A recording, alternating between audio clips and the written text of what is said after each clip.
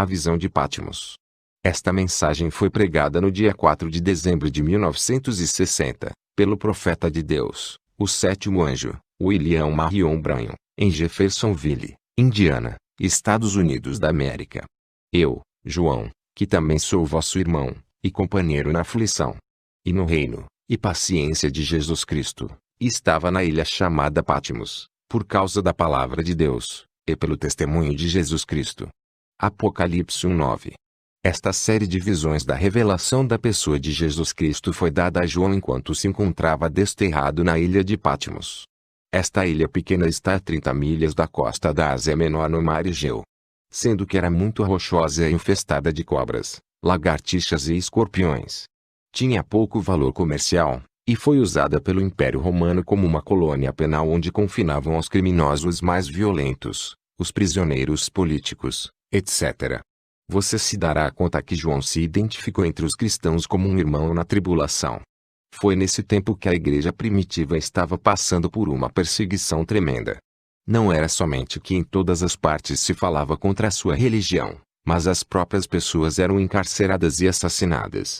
João, tal como multidões passadas, agora estava sofrendo a prisão pela palavra de Deus e o testemunho de Jesus Cristo. Quando o aprisionaram, procuraram em vão matá-lo, fervendo em azeite por 24 horas. Então os oficiais enfurecidos e sem poder, o confinaram a Patmos como se fora um feiticeiro. Porém Deus estava com ele, e lhe foi permitido deixar a ilha e voltar a Éfeso onde de novo continuou como pastor até o tempo de sua morte. As visões que João recebeu cobriram um período de 2 anos, 95 a 96 depois de Cristo. São as visões mais sobressalientes em toda a palavra. O livro inteiro é dado em símbolos, e por isso é o centro de muita crítica e controvérsia. No entanto, sobre ele está o selo de Deus. Isso indica que é autêntico e de valor tremendo a todo aquele que lê ou escuta suas páginas sagradas. No Espírito no dia do Senhor. Eu fui arrebatado em espírito no dia do Senhor, e ouvi detrás de mim uma grande voz, como de trombeta. Apocalipse 1:10. Eu fui no Espírito. Não é em verdade formoso? Oh, como amo isso! Você poderia chamar isso a totalidade da vida cristã. Se vamos viver como cristãos, temos que estar em seu espírito. João não estava dizendo que estava em seu próprio espírito. Isso não haveria produzido estas visões. Tinha que ser o Espírito de Deus. Tem que ser o Espírito de Deus em nós também, ou todos nossos esforços são em vão. Paulo disse, eu orarei no Espírito, eu cantarei no Espírito, eu viverei no Espírito. Se há algo de bom que virá a mim, tem que ser revelado pelo Espírito, confirmado pela palavra, e manifestado por meio dos resultados que produz. Tão seguro como João teve que estar no Espírito para receber diretamente de Jesus estas revelações tão tremendas, assim também nós necessitamos estar no Espírito para entender as revelações que Deus nos tem dado em sua palavra, as quais nos mostram como viver, porque é o mesmo Espírito. Veja-o dessa maneira. Muitíssimas pessoas leem a Bíblia em Atos 2:38, arrependei-vos, e cada um de vós seja batizado no nome de Jesus Cristo para perdão dos pecados, e recebereis o dom do Espírito Santo, e seguem adiante. Elas não veem.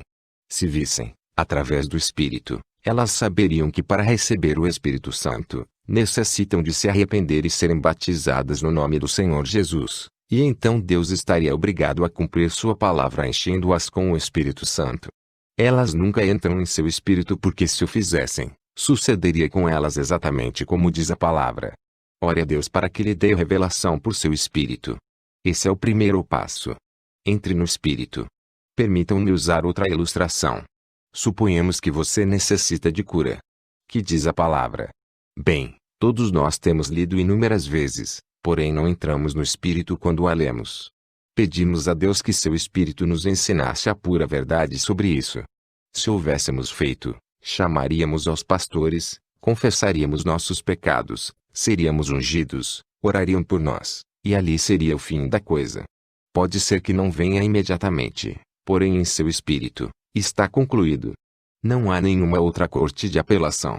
Deus cumprirá sua palavra. Oh, nós necessitamos de entrar no Espírito, e então as coisas se farão.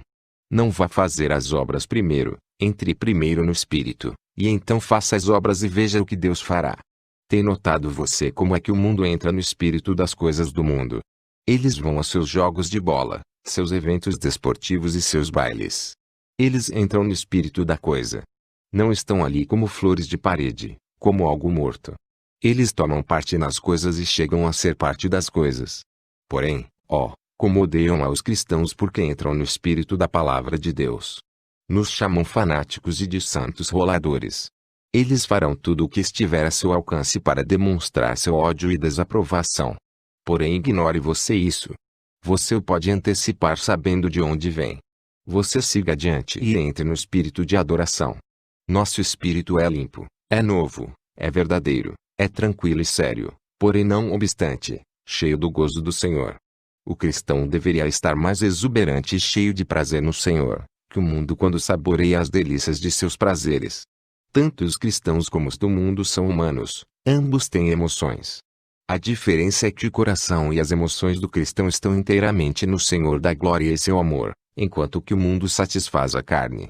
Agora, a Bíblia diz que João estava no Espírito no dia do Senhor. Em verdade, aqui está um versículo que causa contenda. Não deveria ser assim, porém alguns simplesmente não podem ver o que realmente diz a palavra. Em primeiro lugar encontramos algumas pessoas boas que interpretam o dia do Senhor como sábado, o qual para eles é o sábado.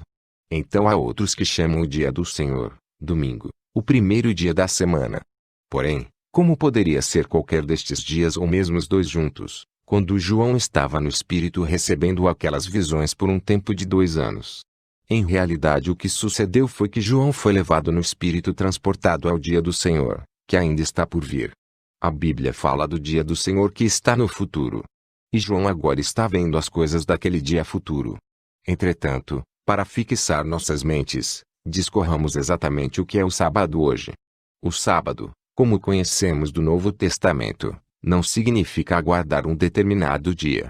Não temos mandamento algum de guardar o sábado como o sábado judeu, nem tampouco temos mandamento para guardar o primeiro dia da semana, que é o domingo. Aqui está a verdade sobre o sábado, que quer dizer repouso. Hebreus 4:8-10. Porque se Josué lhes houvesse dado repouso, o dia de repouso, não falaria depois disso de outro dia. Portanto resta ainda um repouso, guarda do sábado, para o povo de Deus. Porque aquele que entrou no seu repouso, ele próprio repousou de suas obras, como Deus das suas. Ouviu você a frase-chave na última parte do versículo 10. Deus repousou de suas obras. Deus deu aos israelitas o 7º dia para seu sábado, em comemoração de sua própria obra quando ele criou a terra e tudo o que nela está, e então cessou de criar. Ele cessou de seus labores. Ele repousou. Agora, estava muito bem dar um sábado de repouso a um povo que estava todo unido num lugar ao mesmo tempo, para que todos pudessem guardar um só dia. Hoje, a metade do mundo está em luz enquanto a outra metade está em trevas. Assim sendo não serviria. Porém isso é somente um argumento do natural. Vejamos o que nos diz a Bíblia sobre o sábado de repouso. Porque aquele que tem entrado em seu repouso. Este entrado, não significa somente entrou no, mas permaneceu no, descanso. É repouso eterno, do qual o 7º dia é somente um tipo. 7 é consumação. 8 é o primeiro dia de novo. A ressurreição de Jesus foi no primeiro dia da semana, concedendo-nos vida eterna e eterno sábado. Então vemos por que é que Deus não nos pôde dar um determinado dia da semana como um sábado, repouso. Temos entrado em e permanecido em nosso repouso, o que Israel não pôde fazer, tendo somente uma sombra da verdadeira substância da qual nós gozamos. Por que voltarmos a uma sombra quando hoje mesmo temos a realidade? A maneira de receber este repouso, o contínuo sábado, é pelo convite de Jesus. Ele disse em Mateus 11:28-29, Vinde a mim todos os que estáis cansados e oprimidos, e eu vos aliviarei. Tomai sobre vós o meu jugo e aprendei de mim. E encontrareis descanso, a guarda do sábado, não um dia, mas vida eterna. Sábado, para vossas almas. Não importa quanto tempo tem estado você caminhando sob sua carga de pecado, ainda que sejam 10 anos, 30 anos, 50 anos ou mais, venha com sua vida cansada, e você encontrará seu repouso, o verdadeiro sábado. Jesus lhe dará descanso. Agora, que é exatamente aquele repouso que Jesus dará? Isaías 28:8-12. Porque todas as suas mesas estão cheias de vômitos e de imundície, não há nenhum lugar limpo. A quem, pois, se ensinaria a ciência? E a quem se daria a entender o que se ouviu? Ao desmamado, e ao arrancado dos seios. Porque mandamento sobre mandamento, mandamento sobre mandamento, regras sobre regra, regras sobre regra, um pouco aqui, um pouco ali. Pelo que por lábios estranhos e por outra língua, falará a este povo. Ao qual disse, este é o descanso, sábado, dai descanso ao cansado, ou a guarda de seu sábado, e este é o refrigério, mas não quiseram ouvir. Aqui está profetizado em Isaías. E se cumpriu como que há 700 anos mais tarde em Pentecostes, quando foram cheios do Espírito Santo, exatamente como disse que seriam. Este é o verdadeiro sábado que foi prometido. Então, quando foram cheios do Espírito Santo, deixaram suas obras mundanas, suas coisas do mundo e seus caminhos pecaminosos. O Espírito Santo tomou conta de suas vidas. Eles entraram ao repouso. Ali está seu repouso. Esse é seu sábado. Não é um dia, nem um ano, mas uma eternidade, cheio e abençoado no Espírito Santo. É você cessando e Deus operando. É Deus em você querendo e efetuando sua boa vontade. Vou dizer-lhes algo mais sobre os sabatistas que dizem que nós estamos equivocados quando nos reunimos no domingo, o primeiro dia da semana. Aqui está o que disse Justino no 2º século. No domingo se tem uma reunião de todos aqueles que vivem nas cidades e vilas, e se lê uma porção das memórias e os escritos dos apóstolos até onde o tempo o permite. Quando se termina a leitura, o que preside, num discurso, dá a admoestação e a exortação para imitar essas coisas notáveis. Depois disto, todos nos pomos de pé para oferecer oração geral. Ao terminar a oração, como temos explicado, serve o pão e o vinho, se dá graças, e a congregação responde, Amém. Então os elementos são distribuídos a cada um, e os diáconos levam à casa dos que estão ausentes. Os que têm posses e aqueles que assim o desejam, dão contribuições voluntárias, e logo, esta coleta é entregue ao que preside, o qual com ela supre aos órfãos, viúvas, prisioneiros e estrangeiros que têm necessidade. Assim vemos que aqueles que dizem que a igreja primitiva mantinha a tradição judia de se ajuntar no último dia da semana, estão em suma ignorância do que a história mostra, e por isso não são dignos de confiança. Oh, aquelas pessoas podiam vir a Jesus e encontrar aquele repouso. Há um gemido em todos os corações por aquele repouso, porém a maioria não conhece a resposta. Assim sendo, tratam de silenciar aquele gemido através de um sistema religioso, guardando certos dias ou aceitando dogmas e credos denominacionais. Porém, quando isso falha, então regressam à bebida, à bebedeira e todo o excesso físico, crendo que por meio dos prazeres mundanos encontrarão satisfação. Porém, em tais coisas não há repouso. Eles fumam e tomam pílulas para acalmar seus nervos, porém não há descanso em drogas mundanas. Eles necessitam de Jesus, eles necessitam do remédio celestial, o repouso do Espírito. Então a maioria assiste à igreja no domingo. Isso está bem, porém ainda assim não tem ideia de como chegar a Deus nem de como adorá-lo. Jesus disse que a adoração verdadeira é em espírito e em verdade. João 4:24. Porém, que classe de adoração encontra alguém numa igreja que conhece tão pouco de Deus, que no Natal coloca um Papai Noel e na Páscoa um coelhinho? Onde receberam isso? O receberam dos pagãos e o fizeram parte da doutrina da igreja. Porém, quando alguém se entrega ao Senhor e é cheio do Espírito Santo, então deixa todas essas coisas. Tem um repouso em sua alma. Verdadeiramente começa a viver e amar a Deus, e adorá-lo. Agora, voltemos à nossa escritura. Sabemos o que o dia do Senhor não é. Se não é o sábado nem o domingo, então que é? Bem, digamos assim, hoje com certeza não é o dia do Senhor. Este é o dia do homem. É a obra do homem, o trabalho do homem, a igreja do homem, a ideia do homem sobre a adoração, tudo do homem porque é o mundo do homem, cosmos. Porém o dia do Senhor ainda está por vir. Assim é. Somente aqui neste tempo da revelação de Jesus Cristo João foi levado pelo Espírito e foi transportado pelo Espírito àquele grande dia que está por vir. O dia do Senhor é quando os dias do homem terminarem. Os reinos deste mundo se tornarão então os reinos de nosso Deus. O dia do Senhor é quando os julgamentos caírem, e depois disso vem o milênio. Agora o mundo faz o que quer com o cristão. Lhe dão toda a classe de nomes malvados, escarnecendo-se dele, Porém vem aquele grande dia quando eles se lamentarão e gemerão, porque o Cordeiro vem em ira, para julgar ao mundo.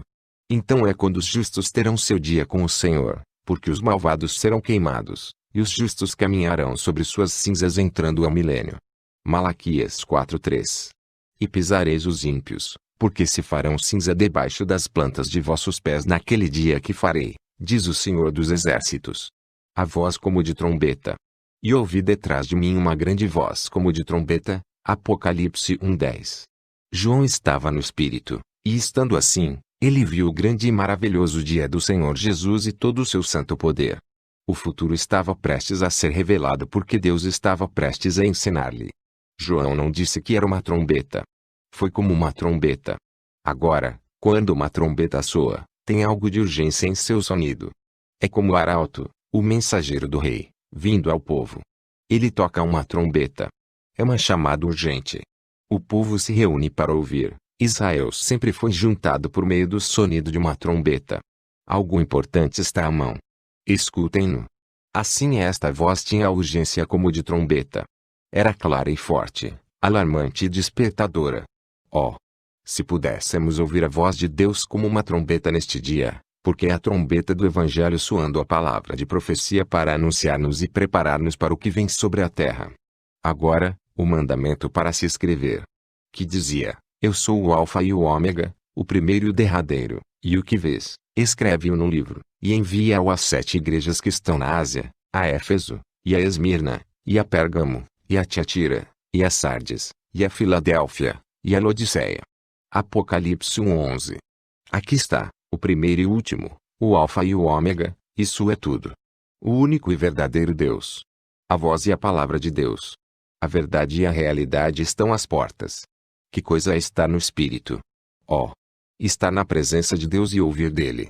O que vês, escreve-o no livro, e envia-o às 7 igrejas. A voz que falou sua palavra no jardim do Éden e sobre o monte Sinai, a qual também foi ouvida na glória excelsa do monte da transfiguração, uma vez mais estava soando, e desta vez às 7 igrejas com uma revelação completa e final de Jesus Cristo. João, escreva as visões. Faça um registro delas para as eras que hão de seguir, porque são as profecias verdadeiras, as quais têm que chegar a suceder. Escreva-as e mande-as, fazendo-as conhecidas. João reconheceu essa voz. Oh, você reconhecerá essa voz quando ele chamar, se você é um dos seus. Os castiçais de ouro. E virei-me para ver quem falava comigo.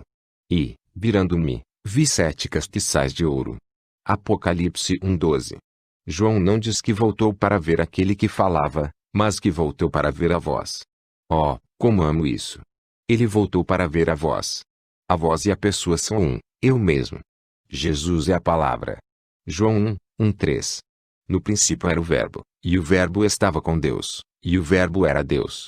Ele estava no princípio com Deus. Todas as coisas foram feitas por ele, e sem ele nada do que foi feito se fez. Se você pode chegar a ver a palavra, estará vendo a Jesus. Quando João voltou ele viu 7 castiçais de ouro. Na realidade eram candelabros. E segundo o versículo 20, são as 7 igrejas, os 7 castiçais que tens visto, são as 7 igrejas. Para representar as igrejas, não poderiam ser velas. Uma vela unicamente dá luz por um tempo e então se acaba. Morre, não haveria mais dela. Porém castiçais possuem uma condição mais duradoura que a contida nas velas. Se você quer obter uma figura formosa dos candelabros, leia sobre ele em Zacarias 4:1-6. E tornou o anjo que falava comigo e me despertou, como a um homem que é despertado do seu sono. E me disse, que vês? E eu disse, olho, e eis um candelabro todo de ouro, e um vaso de azeite no cimo. Com as suas 7 lâmpadas, e cada lâmpada posta no cimo tinha 7 canudos. E, por cima dele, 2 oliveiras, uma à direita do vaso de azeite, e outra à sua esquerda. E falei, e disse ao anjo que falava comigo, dizendo, Senhor meu, que é isto? Então respondeu o anjo que falava comigo, e me disse, não sabes tu o que é isto? E eu disse, não, Senhor meu. E respondeu, e me falou, dizendo, esta é a palavra do Senhor a Zorobabel, dizendo, não por força nem por violência, mas pelo meu espírito, diz o Senhor dos Exércitos. Aqui está outro castiçal de puro ouro. É muito brilhante porque tem suficiente azeite, o qual está obtendo das duas oliveiras, que estão de ambos os lados. As duas árvores representam o Antigo e o Novo Testamento e naturalmente o azeite tipifica o Espírito Santo, sendo somente ele quem pode dar a luz de Deus ao povo. O que o anjo falou com Zacarias foi o mesmo que dizer: isto que vês, quer dizer que a igreja não pode fazer nada por meio de sua própria força ou poder, mas pelo Espírito Santo. Agora, examinemos este castiçal. Notará você que tem um vaso grande ou um depósito, que é o centro para os 7 braços que saem dele. Este vaso está cheio de azeite de oliva que corre através das 7 mechas que estão nos 7 braços. É o mesmo azeite que há de dar luz nos extremos dos 7 canais. Esta luz nunca se apagava. Os sacerdotes se mantinham enchendo o vaso com óleo. O castiçal se acendia de uma maneira especial. Primeiramente o sacerdote tomava fogo do altar sagrado, o qual foi aceso originalmente pelo fogo de Deus. Ele acendia primeiramente a lâmpada que estava sobre o vaso, então acendia a segunda com o fogo da primeira. A terceira recebia o fogo da segunda, assim como a quarta recebia o seu da terceira, e assim sucessivamente até que as 7 lâmpadas eram acesas. Este fogo santo do altar, que passou de lâmpada a lâmpada, é um tipo maravilhoso do Espírito Santo nas 7 eras da Igreja. O derramamento original de Pentecostes, o qual veio diretamente de Jesus sobre o propiciatório, está suprindo a sua igreja através das 7 eras, mostrando perfeitamente que Jesus Cristo é o mesmo ontem, e hoje e para sempre, o Deus que nunca muda, nem em sua essência nem em seus modos. Em João capítulo 15, Jesus disse: Eu sou a videira, vós sois os ramos. Ele é a videira principal que vem da raiz original da semente original que tem a vida. Agora, a videira não porta fruto, são as ramas que fazem isto. Agora, veja isto. Você pode enxertar numa árvore cítrica, como a laranjeira, uma rama de cidra, uma de limão e outras classes dessa mesma variedade, e todas essas ramas prosperarão. Porém aquelas ramas enxertadas, não darão laranjas. Não, Senhor. A rama de limão dará limões, e a rama de cidra dará cidras, e assim por diante. Não obstante, essas ramas estarão vivendo da vida da árvore.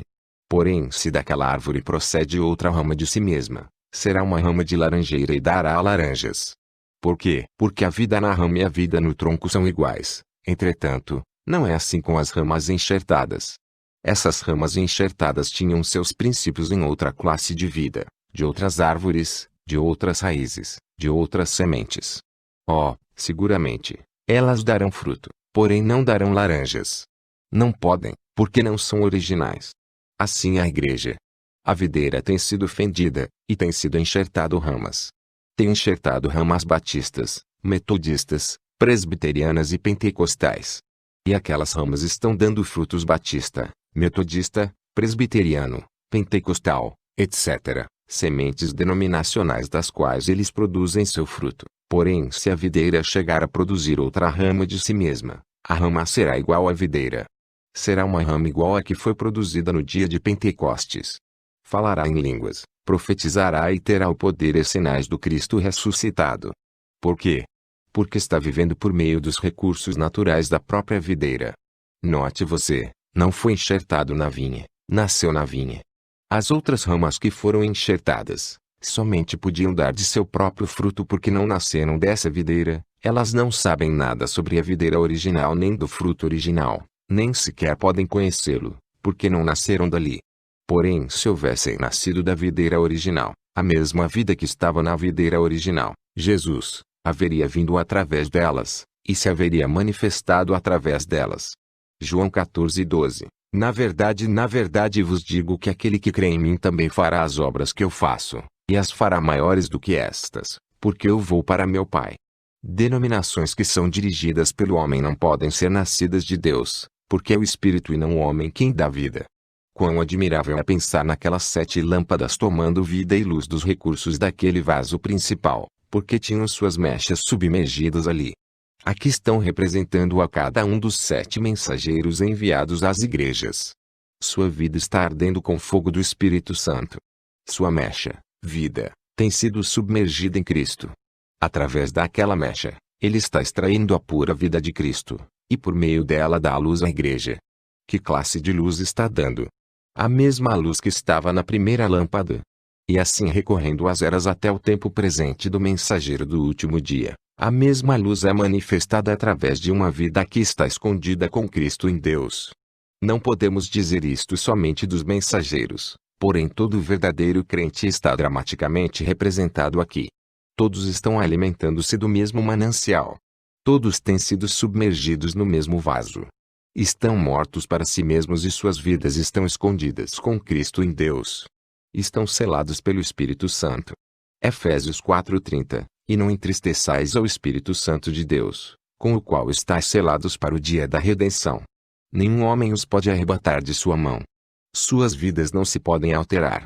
A vida visível está ardendo e brilhando, dando luz e manifestações do Espírito Santo. A vida invisível, de dentro, está escondida em Deus e alimentada pela palavra do Senhor. Satanás não os pode tocar. Nem mesmo a morte os pode tocar, porque a morte tem perdido seu aguilhão, o sepulcro tem perdido sua vitória. Graças a Deus, tem esta vitória por meio do Senhor Jesus Cristo. Amém e amém. Já não é o sacerdote.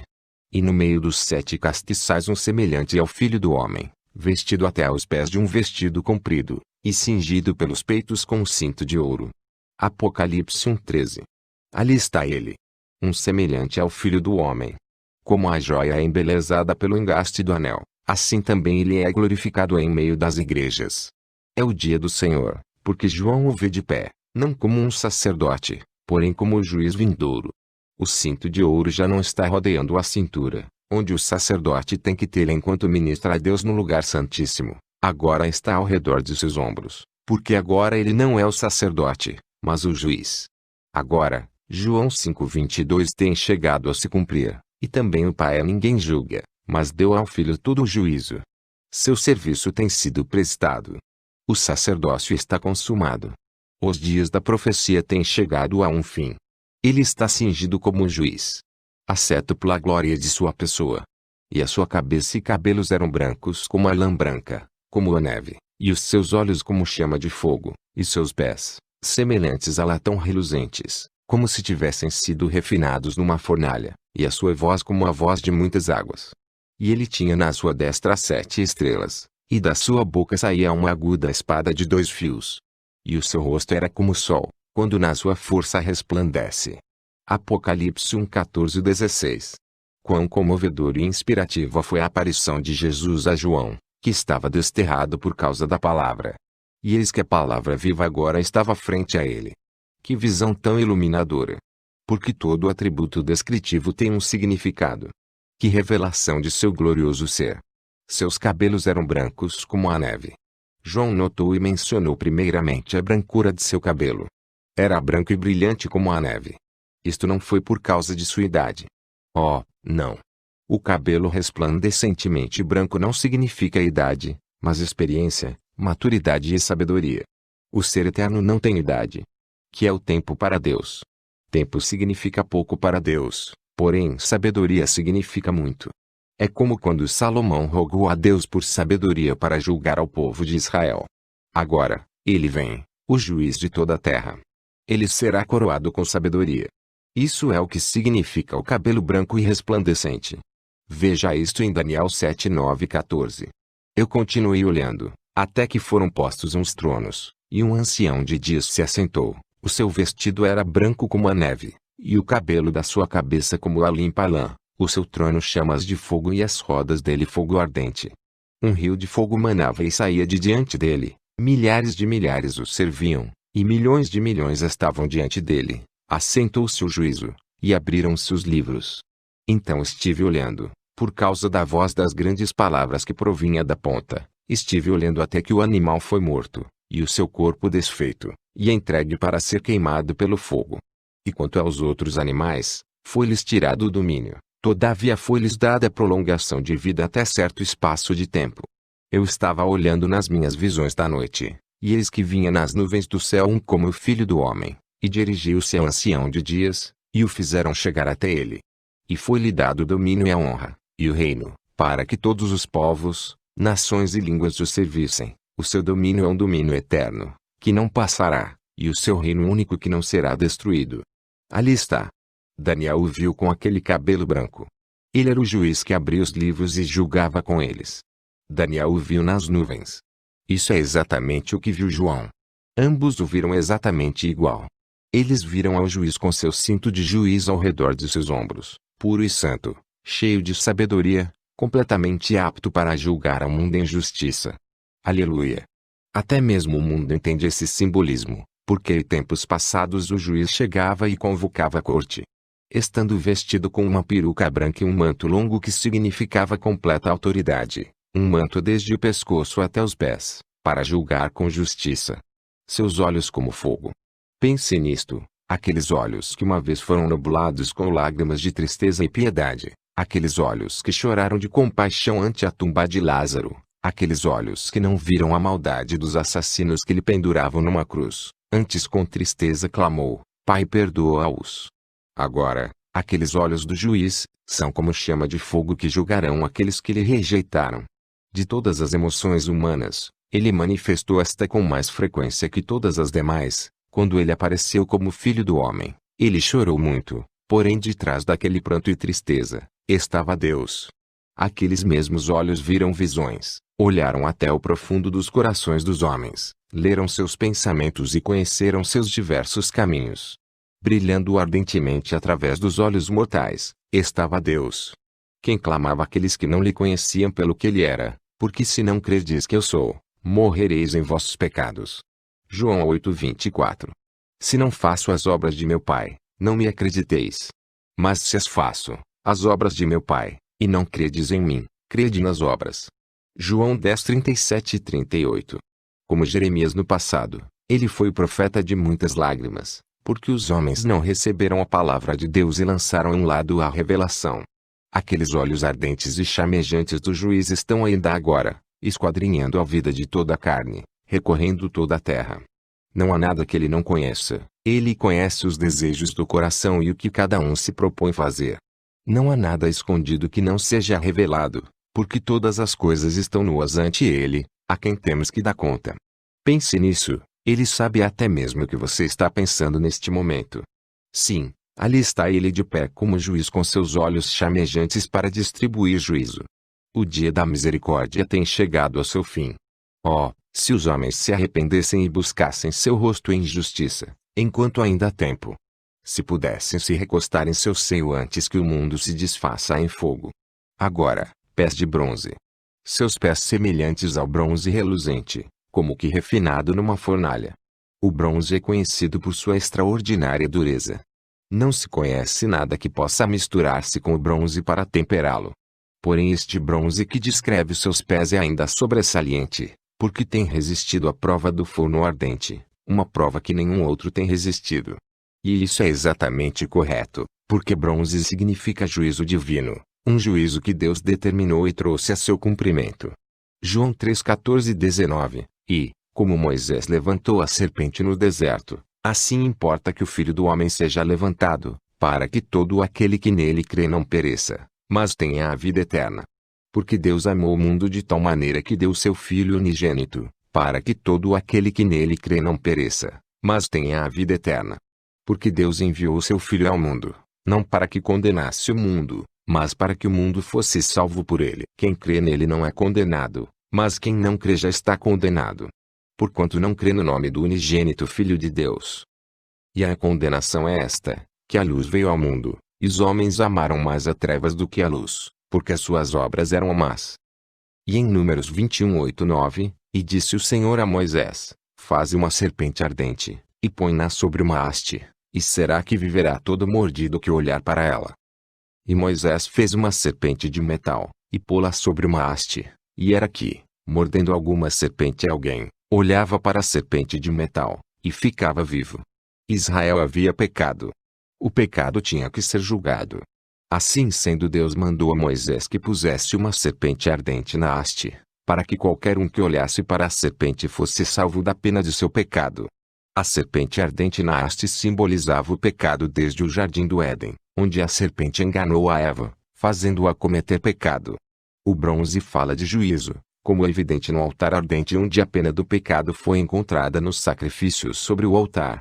Quando Deus julgou a Israel por seus pecados nos dias de Elias, ele deteve a chuva, e os céus chegaram a ser como o bronze. Agora, nesta ilustração vemos que a serpente na haste representava que o pecado já havia sido julgado, porque havia sido feita de bronze, mostrando que o juízo divino já havia caído sobre o pecado. Então qualquer um que olhava a serpente na haste, aceitando o significado dela, era curado, porque isto era a obra ou a salvação do Senhor. A serpente na haste é um tipo do que Jesus veio efetuar na terra. Ele foi feito carne para que pudesse tomar sobre si os juízos de Deus pelo pecado. O fundamento do altar do sacrifício era de bronze maciço, tipificando ao cordeiro imolado desde antes da fundação do mundo. O juízo já havia caído sobre ele, quando ainda não havia pecadores. A salvação depende inteiramente do Senhor. Ele pisou sozinho o lagar da ira de Deus. Seus vestidos foram tingidos de vermelho com seu próprio sangue. Sua porção foi o forno ardente do justo juízo da ira de Deus. Ele sofreu, o justo pelos injustos. Tu és digno, Cordeiro de Deus, porque tu nos tens redimido por teu próprio sangue. Mas ele foi ferido pelas nossas desobediências, e moído pelas nossas iniquidades. O castigo que nos traz a paz estava sobre ele e pelas suas pisaduras fomos sarados. O Senhor fez recair sobre ele o pecado de todos nós. Ele sofreu como nenhum homem jamais tem sofrido. Mesmo antes da cruz ele havia derramado em seu suor grandes gotas de sangue na intensa agonia da dura prova que vinha. O sangue se separou em suas veias. Lucas 22:44. E posto em agonia, orava mais intensamente. E o seu suor tornou-se em grandes gotas de sangue, que corriam até ao chão. Porém algum dia aqueles pés de bronze pousarão sobre a terra. E ele será o juiz de toda a terra, e com perfeição e retidão julgará toda a humanidade. E não haverá maneira de escapar deste juízo. Não haverá mudança daquele juízo. Nem tampouco haverá abrandamento. Aquele que é injusto será injusto ainda, aquele que é sujo, será sujo ainda. O ser imutável não mudará então, porque nunca o tem feito e nunca o fará. Aqueles pés de bronze destruirão ao inimigo, destruirão ao anticristo, a besta, a imagem e a todo aquele que for abominável à sua vista. Ele destruirá os sistemas eclesiásticos que têm tomado seu nome somente para corromper seu brilho, e os destruirá juntamente com o anticristo. Todos os perversos, os ateus, os agnósticos, os modernistas e os liberais, estarão ali. A morte, o inferno e a tumba estarão ali. Sim, estarão. Porque quando ele vier, os livros serão abertos. Então é quando aparecerá a igreja morna, as 5 virgens nécias. Ele separará as ovelhas dos cabritos. Quando ele vier, tomará posse do reino, porque ele pertence, e com ele virão os milhares de milhares, sua noiva, que vem para assistir-lhe. Glória! Oh, é agora ou nunca. Arrependam-se antes que seja demasiadamente tarde. Despertem dentre os mortos e busquem a Deus para serem cheios de seu espírito, ou perderão a vida eterna. Façam-no hoje enquanto há tempo. Sua voz era como a voz de muitas águas. Agora, que representam as águas? Veja-o em Apocalipse 17:15, as águas que tens visto. São povos e multidões e nações e línguas. Sua voz era como o som de uma multidão falando.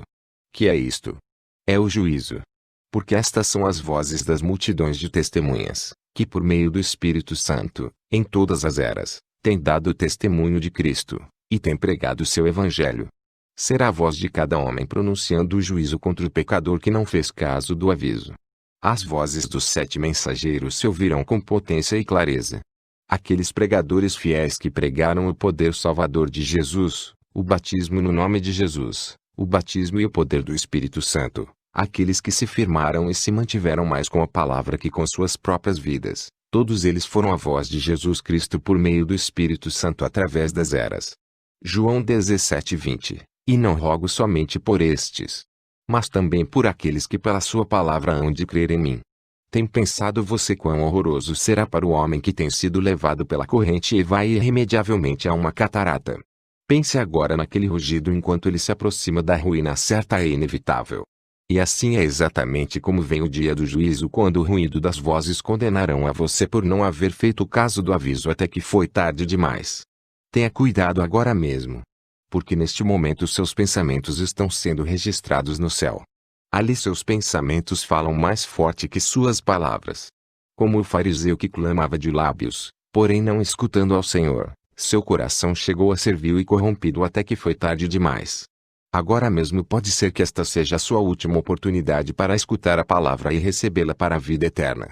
Será muito tarde quando você se aproximar do som da multidão de vozes de juízo e perdição. Porém, tem notado você também quão agradável e relaxante pode ser o som da água? Me agrada pescar e me encanta encontrar um lugar onde se ouça o murmúrio quieto das águas. Ali posso deitar-me e escutar a água apaziguando meu coração com paz, gozo e contentamento. Quanto gozo tenho por estar ancorado no porto de repouso onde a voz do Senhor fala paz, como tem declarado a palavra das águas de separação. Quão agradecidos deveríamos estar ao ouvir sua voz de amor e ternura, direção e proteção. E algum dia ouviremos aquela mesma voz aprazível falar-nos, não em juízo, mas em boas-vindas, porque nossos pecados têm sido perdoados por seu sangue, nossas vidas têm sido cheias do Espírito, e nosso andar estava na palavra. Que poderia ser mais precioso que ouvir as multidões de vozes de boas-vindas e estar rodeado pelas multidões que têm crido para a vida eterna? Oh, não há nada como isso. Minha oração é que você escute sua voz e que não vá endurecer seu coração, mas que o receba como seu rei. Oh, se você somente ouvisse, porém foram as águas que destruíram ao mundo, as mesmas que salvaram a Noé, e também salvaram a terra inteira para Noé. Escute sua voz, a voz de seus servos, enquanto lhe chama o arrependimento e a vida. Tinha em sua mão direita as 7 estrelas. E tinha na mão direita as 7 estrelas. Agora, já sabemos, de acordo com o versículo 20, o que em realidade são as 7 estrelas. E o mistério das 7 estrelas, são os anjos, mensageiros, das 7 igrejas. Agora, aqui nunca poderíamos errar. Porque ele mesmo interpretou. Estas 7 estrelas são os mensageiros das 7 eras sucessivas. Não são chamados individualmente. Simplesmente são anunciados como 7, um para cada era. Desde a era de Éfeso até esta última era, de Laodiceia, cada mensageiro trouxe a mensagem de verdade ao povo, e nunca tem deixado de ser a palavra de Deus para cada era, em particular. Cada um se manteve fiel à palavra. Foram firmes em sua lealdade à luz original. À medida que cada era separou de Deus, seu mensageiro fiel tornou essa era para a palavra. Suas forças vinham do Senhor, ou eles nunca haveriam podido resistir à maré. Estavam seguros em seu cuidado, porque nada podia tirá-los de sua mão, nem tampouco havia nada que pudesse separá-los do amor de Deus, fosse a doença, perigo, nudez, fome, espada, vida ou morte. Eles estão verdadeiramente rendidos a Ele, e guardados por sua onipotência. Eles não tinham temor da perseguição que vinha por seu caminho. Dor e desprezo somente eram motivos para dar glória a Deus de que eles foram contados dignos de sofrer por Ele. E em gratidão por sua salvação, eles ardiam com a luz de sua vida, e refletiam seu amor, paciência, mansidão, temperança, benignidade, fidelidade. E Deus os sustentava com prodígios, sinais e maravilhas. Foram acusados de serem fanáticos e quantas coisas mais. Foram denunciados por organizações e postos em crítica, porém se mantiveram fiéis à palavra. Agora, não é difícil manter-se fiel a um credo, é muito fácil, porque o diabo está de trás de tudo isso. Porém é outra coisa ser fiel à palavra de Deus e voltar ao que a palavra produziu após o Pentecostes. Não faz muito, um homem me disse que a Igreja Católica Romana tinha que ser a igreja verdadeira, porquanto ela se havia mantido fiel ao que cria através de todos estes anos, e que não havia mudado, somente havia crescido. Isso não é certo, de maneira alguma. Qualquer igreja que está sustentada pelo governo, e que tem seu próprio credo, que de maneira nenhuma é a palavra, e que não tem nenhum ministério manifesto que provoque ao diabo, seguramente poderia continuar. Esse não é critério aceitável. Porém, quando você pensa do grupo pequeno, cujos membros foram cerrados, entregues aos leões, perseguidos e expulsos para cá e para lá, e com tudo isso se mantiveram fiéis à palavra, isso definitivamente teria que ser Deus. Como é que sobreviveram à batalha da fé e todavia permaneceram? Esse é o milagre. Este consolo não é unicamente para os mensageiros das 7 eras da igreja. Todo verdadeiro crente está na mão de Deus, e pode experimentar de seu amor e poder, e receber o benefício completo de tudo o que Deus é para o crente. O que Deus dá ao mensageiro, e como o abençoa e usa, É um exemplo para todo crente de sua bondade e cuidado, para com todos os membros de seu corpo. Amém. A espada de dois gumes. E de sua boca saía uma afiada espada de dois gumes. Apocalipse 1:16. Porque a palavra de Deus é viva e eficaz, e mais penetrante do que espada alguma de dois gumes, e penetra até a divisão da alma e do espírito, e das juntas e medulas, e é apta para discernir os pensamentos e intenções do coração. Hebreus capítulo 4 versículo 12. De sua boca saía uma espada aguda de dois fios, a qual é a palavra de Deus. E vi o céu aberto, e eis um cavalo branco, e o que estava assentado sobre ele chama-se Fiel e Verdadeiro, e julga e peleja com justiça. E os seus olhos eram como chama de fogo, e sobre a sua cabeça havia muitos diademas, e tinha um nome escrito, que ninguém sabia senão ele mesmo. E estava vestido de uma veste salpicada de sangue, e o nome pelo qual se chama é a Palavra de Deus. E seguiam-no os exércitos no céu em cavalos brancos, e vestidos de linho fino, branco e puro. E da sua boca saía uma aguda espada, para ferir com ela as nações, e ele as regerá com vara de ferro, e ele mesmo é o que pisa o lagar do vinho do furor e da ira do Deus Todo-Poderoso. E no vestido e na sua coxa tem escrito este nome, Rei dos Reis, e Senhor dos Senhores. Apocalipse 19:11-16. Disse-lhe Natanael: Donde me conheces tu? Jesus respondeu, e disse-lhe: Antes que Filipe te chamasse, te vi eu, estando tu debaixo da figueira. João 48. Ali está. Quando ele vier, aquela palavra virá contra toda a nação e todos os homens, e nenhum poderá suster-se contra ela. Revelará o que há em cada coração, como fez com Natanael. A palavra de Deus mostrará quem fez a vontade de Deus e quem não a fez. Dará a conhecer as obras secretas de cada homem, e por que as fez. Separará. Por isso é que diz em Romanos 2:3, E tu, ó homem, que julgas os que fazem tais coisas, cuidas que, fazendo-as tu, escaparás ao juízo de Deus. Então continua relatando como é que Deus vai julgar aos homens. Aqui está nos versículos 5-17. O coração duro e impenitente será julgado. As obras serão julgadas. Os motivos serão julgados. Não haverá acepção de pessoas perante Deus, mas tudo será julgado por essa palavra, e ninguém escapará. Aqueles que ouvem e aqueles que não ouviram serão julgados pelo que eles ouviram. Aqueles que confiaram neles mesmos dizendo que criam, porém não viveram, serão julgados. Todo o segredo sairá à luz e será publicado dos telhados. Então entenderemos a história. Não ficará nenhum só mistério dentre todas as eras sem revelar. Porém, sabe você que Deus está revelando os segredos dos corações dos homens e mulheres nesta era, a era em que estamos vivendo. Quem, a parte da própria palavra, poderia revelar os segredos do coração? Hebreus 4:12.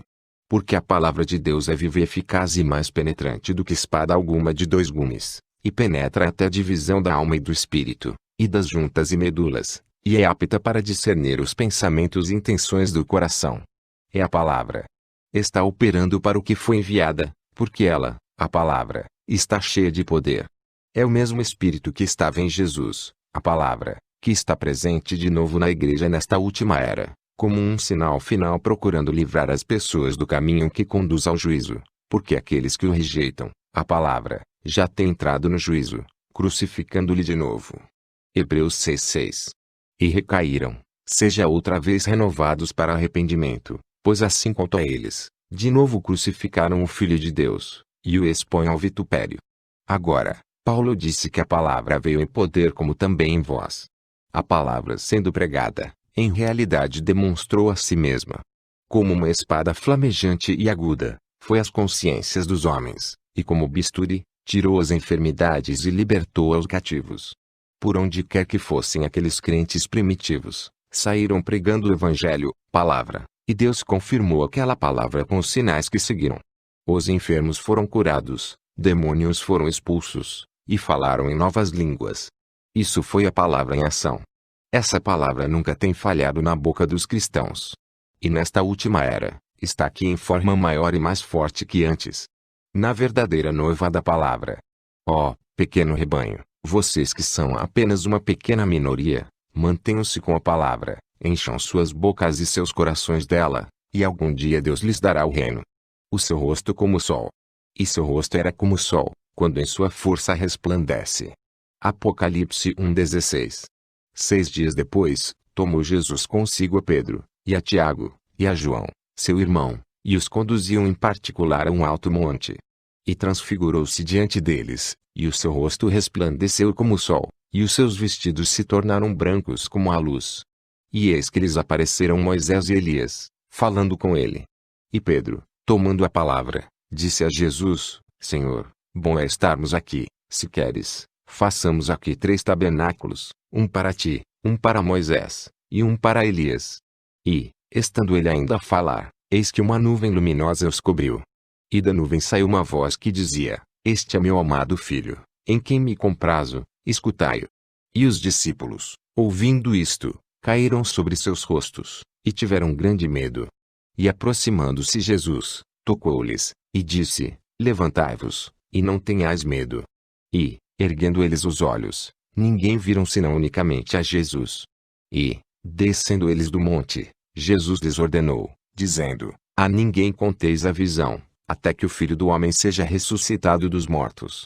E os seus discípulos o interrogara, dizendo: Por que dizem então os escribas que é mister que Elias venha primeiro? E Jesus, respondendo, disse-lhes: Em verdade Elias virá primeiro, e restaurará todas as coisas. Mas digo-vos que Elias já veio.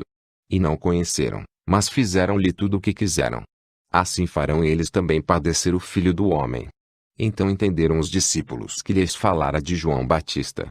Mateus 17:1-13. Agora em Mateus 16:28, o qual está antes de Mateus 17:1-13, Jesus havia dito: Em verdade vos digo que alguns há, dos que aqui estão, que não provarão a morte até que vejam vir o Filho do Homem em seu reino. E os 3 apóstolos viram isso, a ordem de sua segunda vinda. Eles o viram transfigurado ali no monte. Seu vestido era resplandecentemente branco, e seu rosto brilhava como o sol em sua zênite.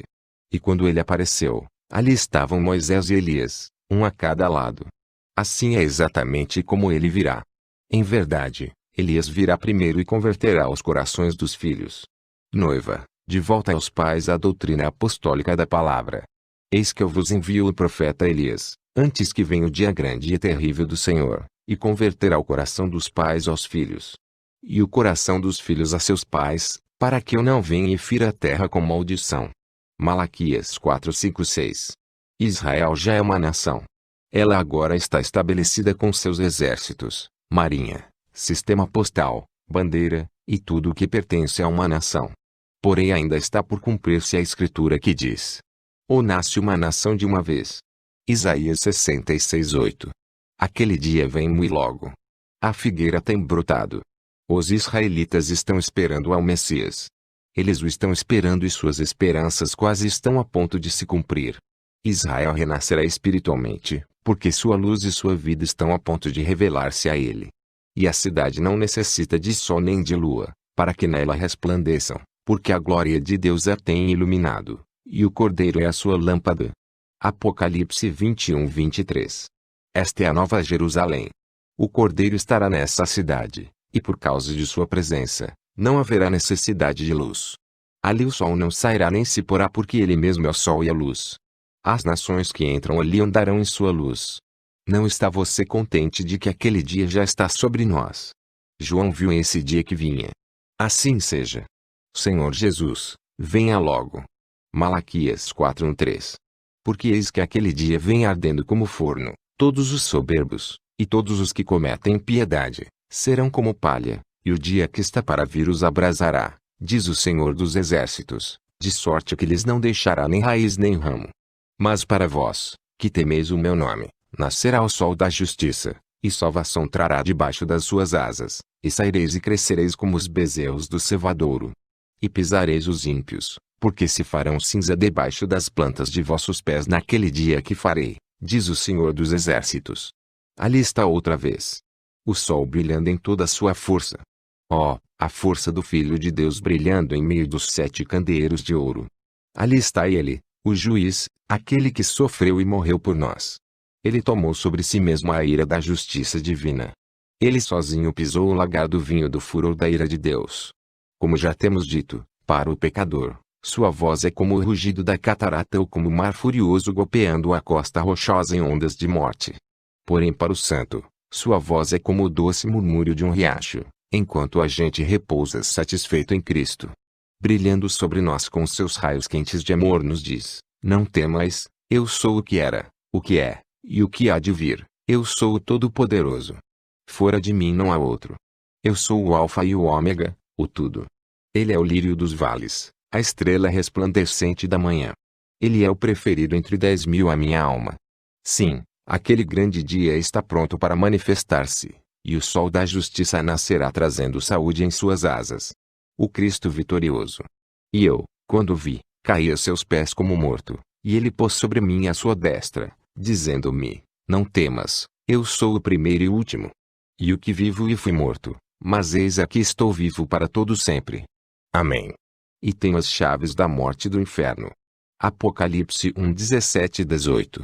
Nenhum ser humano poderia aguentar o efeito completo daquela visão. Com suas forças totalmente esgotadas, João caiu a seus pés como morto.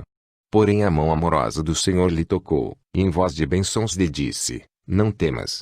Não tenhas medo. Eu sou o primeiro e o último.